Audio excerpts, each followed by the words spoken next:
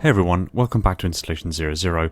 This is Law and Theory, and today we're looking at the Spartan 2s again, but this time for a very different reason.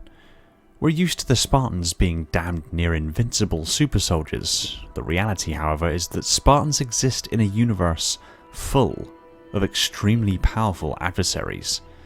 The Spartans are immensely strong, fast and capable soldiers, and are nearly always dominating the battlefield with their indomitable will, sheer determination, and innate talent for the art of war. But Spartans can still be bested. The Spartans are humanity's best, but contrary to only Directive 930 stipulating that no Spartan should ever be listed as KIA, but only as wounded in action or missing in action so that it could be said that no Spartan had ever died in combat, Spartans can indeed be killed. So I've compiled a short list of 10 times that Spartans have been stuck in mitigating circumstances, made the ultimate sacrifice, been bested in combat, or quite simply had their asses handed to them. So with nothing more to say, let's start this rather demoralising list. Sam 034 was the first Spartan casualty of the war.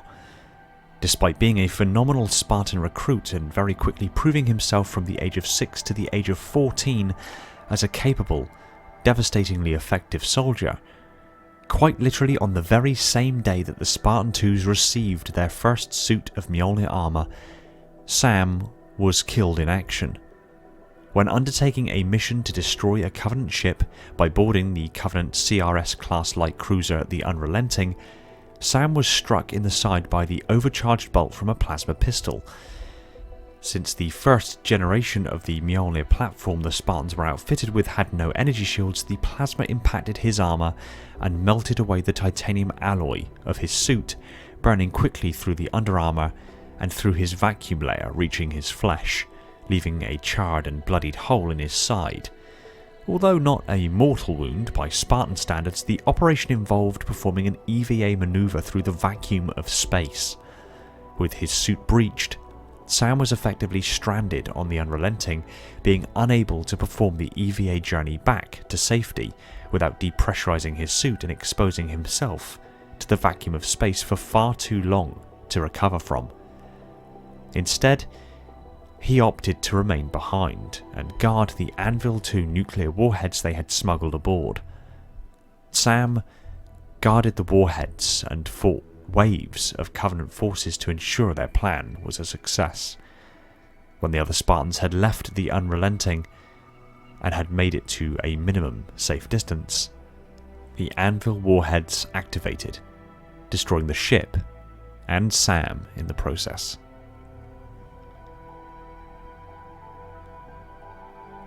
Between 2540 and 2551, during an operation to the planet Heian to assassinate a minor prophet of the Covenant and gather intelligence on ruins of unknown origin on the Covenant-occupied planet, Cal 141 was moving with a squad of ODSTs composed of Dutch, O'Brien, Cortez and Checkman through the massive unknown ruins to find a good vantage point to take the shot.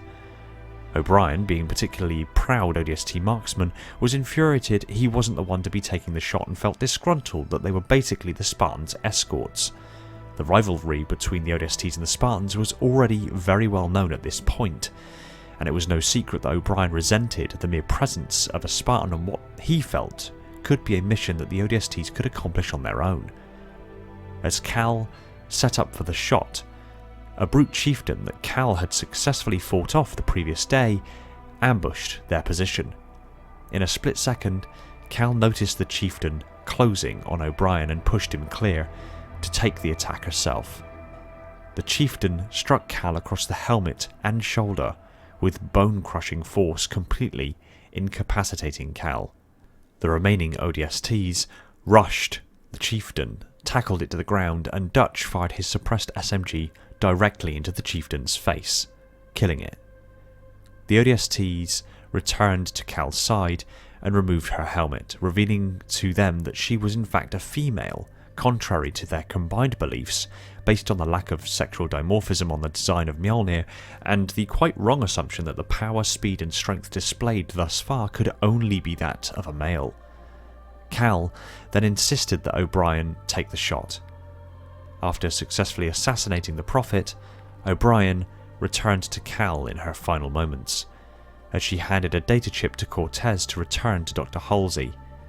Moments later, she died of her injuries, and the ODSTs extracted from the planet. This event left a lasting impression on the ODSTs, O'Brien and Dutch particularly. This is a 2-for-1 situation. During Operation Warm Blanket, an Oni mission to retrieve Dr. Halsey had been captured by Covenant forces while in her cryopod. The Spartans, on board an Oni prowler, infiltrated a Covenant fleet that was prevented from travelling into slipspace via a local stellar magnetic field. The Spartans were deployed riding EVA booster frames, their goal being to locate the weak distress signal given off by cryopods in need of recovery. The cryopod was on one of the ships in the fleet, and it was the Spartans' job to identify which ship, get aboard, and extract Dr. Halsey. After deploying their first tracking devices, they received a positive reading on the first ship. John suspected something was wrong, but Solomon decided to go in to confirm the pod's location personally. Solomon quickly moved through the ship while Kelly provided cover. John, being out of range of proximity communications, made his way to Kelly and Solomon. As John entered the cruiser's launch bay and told Kelly it was a trap, Solomon located the source of the signal was a decoy, and the ship was rigged to explode. Before Solomon had a chance to retreat, the bomb detonated, ripping the ship apart. Kelly and John made it clear of the ship and back to relative safety. Solomon perished in the explosion. Once the Spartans discovered that they were receiving multiple decoy readings from all vessels bar one, the Spartans made their way to the flagship of the fleet, a CAS-class assault carrier. At this point, the other ships around them began moving to block their advance. In the ensuing chaos, and while under fire from Covenant Seraph fighters, Kelly's booster frame was disabled and Arthur moved to cover her while she ejected. Arthur successfully took out a Seraph, but was suddenly caught in the closing gap between the hulls of two cruisers. Arthur quickly realised he was unable to evade, and cried out to the others as the ship crushed him and his booster frame between them, killing him instantly. During the fall of Reach, all the Spartan 2s, except those too far to be easily recalled, were recalled to Reach to assist holding off Covenant forces while civilian populations evacuated. A small group of Spartans remained in orbit while the rest of the Spartans, designated as Red Team, were sent planetside to guard the generator facilities for Reach's orbital defense platforms and other sensitive facilities.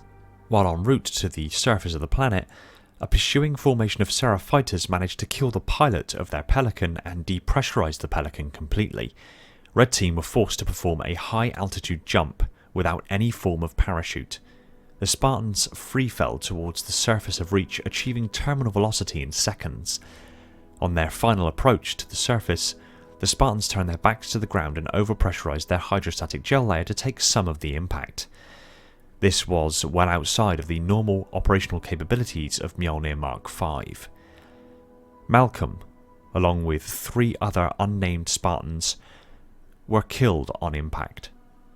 Shortly after this, an injured Fred 104 salvaged an unbroken pressure seal from Malcolm's Mark V armour, which Fred hated having to do but felt it would dishonour his fallen comrade to turn down the gift of a spare part. In orbit around Reach, while the Spartans of Red Team performed their high-altitude jump, a small contingent of Spartans including John and Linda, designated Blue Team, were tasked with destroying navigational data on a dry-docked Oni vessel UNSC Circumference on nearby Station Gamma, in compliance with the Cole Protocol, being that no ship should directly or indirectly lead any Covenant forces to another human colony, and when jumping away from a planet under siege, the ship must perform a random slipspace jump away from any known colony, and that capture of a shipborne AI, or the navigational data aboard the ship is unacceptable, as this could also lead the Covenant to other colonies. As such, any ship found in a vulnerable position are ordered to purge their databases and initiate self-destruct. As this was not performed, Blue Team were sent in to make sure the Cole Protocol was observed. Linda moved to assist Sergeant Johnson and his squad evacuate the station. As they jumped from their Pelican to open the bay doors for extraction, Linda was struck by several overcharged plasma pistol bolts. They burned through her armour and through to her flesh all the way to the bone, with one shot striking her directly in the back of the skull. John, horrified by seeing Linda get taken down like this, moved to recover her. Her vital signs had flatlined and was presumed dead.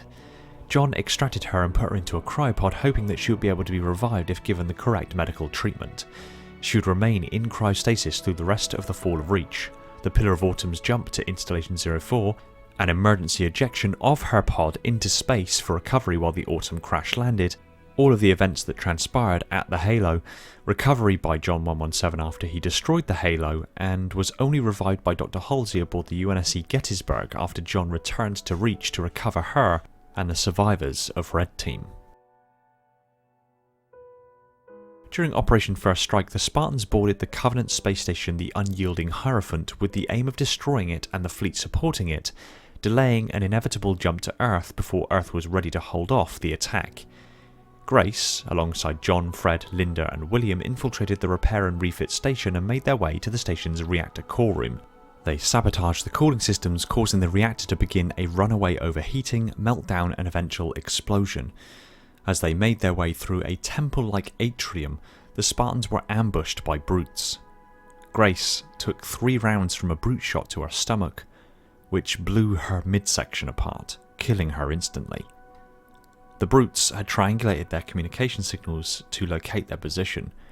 John was lifted by the throat clear off of the floor and nearly lost consciousness during the struggle, managing to slip out of the brute's vice-like grip only due to the small resistance granted by a marginal recharge of his shields, allowing him to escape and neutralize the brutes. John returned to Grace's body and activated her fail-safe detonation system and left with the surviving Spartans. Grace's suit reactor initiated a detonation and killed 4 elites and a dozen grunts in the ensuing explosion. Being the Spartans' explosives expert, John believed that Grace would have liked to know her final worldly act took that many enemies out with her, though it made it no easier to bear.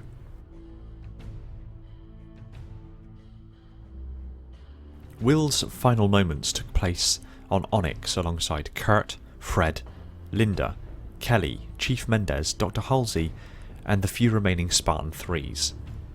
Within the core room antechamber of Onyx, the human survivors found themselves at the tiered entrance to the slipspace rift containing the Dyson Sphere shield world of Sarcophagus. The entrance to the rift was gradually closing, but until it was closed completely, they had to hold off Covenant forces from overrunning their position and claiming the immeasurably advanced Forerunner technologies contained within. Having set up in a defensive position around the rift, Covenant forces entered the antechamber and the battle began. Will's final act was to leap forward and engage a hunter pair in hand-to-hand combat to distract them so Kelly could recover from a concussive blast, which had also killed Holly G003. Will attacked the first hunter, punching and ripping and tearing out the constituent Lekgolo worms that comprised the creature's body clean out of its armour. Stunned by the sight of a sole Spartan taking on a hunter in hand-to-hand combat, none of the other Covenant forces attacked him. Will continued to attack the hunter until he had destroyed a sufficiently large quantity of Lekgolo worms that the first hunter fell and died. The creature's Bond brother wasted no time in blasting Will with its assault cannon at point-blank range. The massive cannon blast melted the entire front of his Mjolnir armour clean off of him. Will took the blast, then took a single step towards the hunter, either unaware of his injuries or simply in shock but willing to take on the second in the same way, before succumbing to his injuries, collapsing on the spot and dying moments later. Shortly after the death of Will, and as the slipspace rift to the shield world was nearly closed, Kurt ordered everyone through the rift. but opted to remain behind to detonate the Fenrir nuclear warheads. Having been mortally wounded in an earlier conflict, Kurt knew his time was close. After the last of the survivors reluctantly stepped through the rift, Kurt, now alone, accessed his suit's TACCOM systems. He listed the fallen Spartans in the battle as MIA, including himself, alongside his former identity as Spartan 051. He delayed the Covenant forces until the rift had completely closed. In his death throes, Kurt had a vision of all of the fallen Spartan 2s and 3s by his side nodding and giving him a thumbs up signal, forging his resolve to complete his one final task. The fleet master Voronar Mantikree approached and gloated that once he was dead, they'd open the rift. Kurt laughed and replied, "Die? Didn't you know? Spartans never die." He then detonated the warheads, killing himself and all of the Covenant army in the antechamber with him, denying the technologies within to the Covenant and ensuring the survival of his fellow Spartans. Fortuitously, at this moment, Onyx itself erupted. The slipspace rift containing the shield world remained intact while the planet itself broke apart into trillions of specialist Forerunner sentinels. These sentinels then obliterated the entire Covenant fleet in orbit around the planet. One can hope that Kurt's final moments were being broadcast to the other Covenant aboard their ships, and that Kurt's final words and the unbridled destruction of not only the ground units but the fleet too was the last thing the Covenant forces in that system heard before they died. One can hope that story made its way back to High Charity and added to the reputation of Spartans as the demons of the Covenant. One can hope.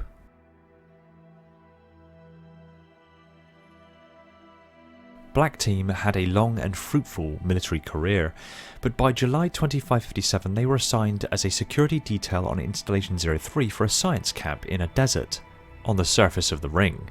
While attempting to make contact with Ivanov Station in the asteroid field nearby, Black Team noticed a large number of objects exiting slipspace and falling from the sky. Unaware of Ivanov's recent attack by the Covenant Remnant and Promethean forces, they noticed one object crash nearby. They moved to investigate to find an impact crater and the massive unconscious body of the Didact resting within. They were utterly unaware of the events that had taken place in New Phoenix and in orbit above Earth, including Master Chief's final struggle against the Didact. They speculated on the massive body in front of them and the other debris arriving at the installation. At this moment, the Didact awoke, furious to find yet more Spartans. The Didact brutally killed Black Team, along with the scientists nearby.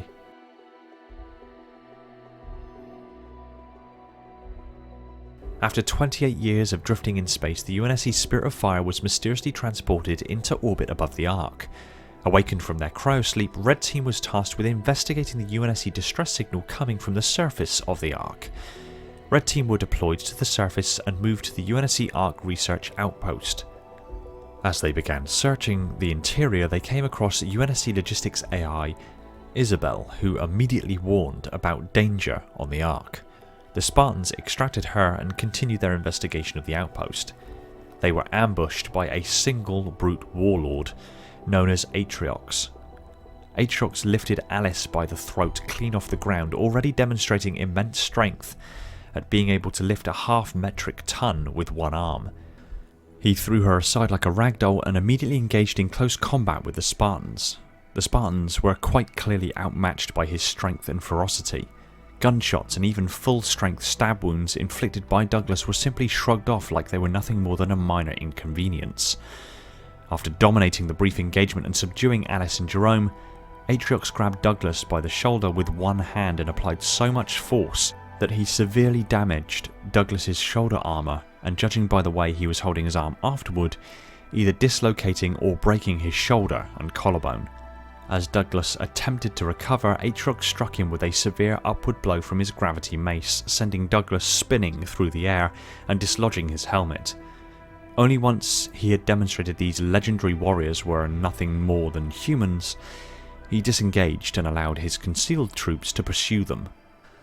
Never before have we seen a brute dominate Spartans to this degree, and with Aatrox now being back in the galaxy, he is sure to be lined up as an adversary Master Chief will inevitably encounter at some point. Let's hope Chief is more prepared than Red Team were, but let's also hope Aatrox gives Chief the fight of his life. Escharum might be the more immediate threat to the Chief, but Aatrox, he's the endgame. He is the inevitable. He is the Thanos of the Halo universe. Thanks for watching. Stick your comments down below, I look forward to what you have to say.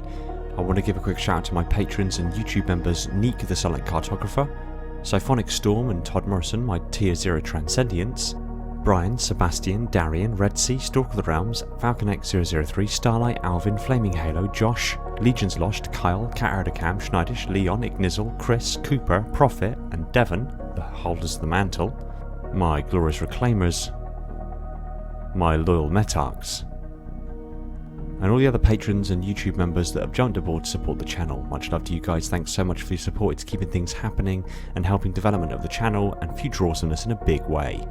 If you like Halo lore discussed to insane levels of detail, hit that subscribe button and the little bell icon so you're told the second a new video hits the shelves. Be sure to support us on all major social media channels, including Discord, and if you really love the channel, consider heading over to Patreon and supporting the channel over there, or jumping on as a channel member. It means the world to me and affords you loads of great perks and bonuses, while also helping work towards some awesome stuff in the near and distant future. Take it easy everyone, and find peace in the domain.